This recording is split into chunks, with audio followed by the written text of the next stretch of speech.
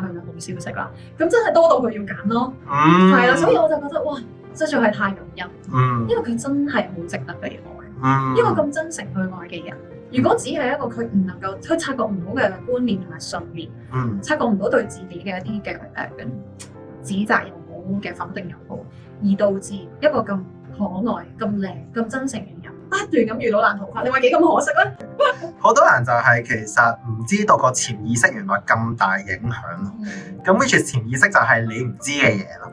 係啊，所以點解要揾人拆解？有時即係如果真係卡咗關，要揾人拆解就係咁嘅原因。係呢個咪就係盲點咯。如果我哋用潛意識睇唔到嘅嘢，係一個好新心靈嘅 terms，我哋用人話去講呢個就係盲點。